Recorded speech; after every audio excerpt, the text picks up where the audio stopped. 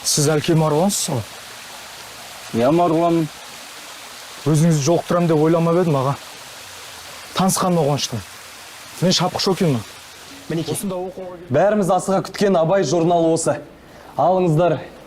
Мінеке, қолдарыңыз бос кезде оқыңыздар.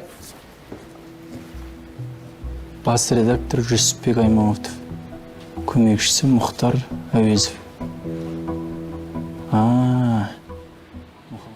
Жақында сөгіс алдым. Партиялық сөгіс пе? Ұлтшылсың деп айыптады. Ұлтшыл? Қазақ мәдениетін зерттегенім үшін айыптақты. Әлкей сонда. Марғұлан, Әлкей Хақанұлы деген сіз бе? Иә, менмін. Не боп қалды?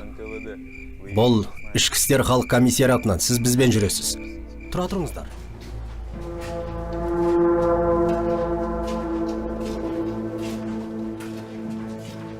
Головой не верти. Алақтама, бас аяғыңды.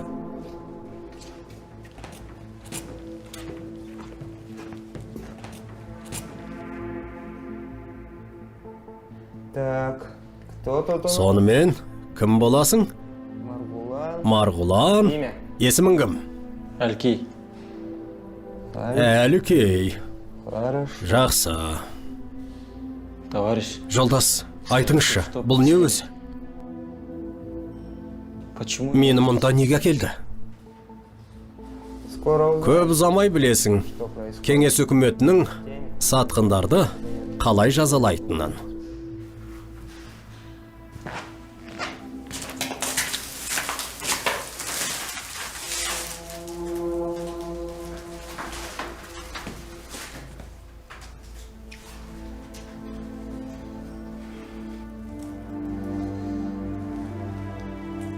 Отан қорғауға қызмет ететін жігерлі сөз.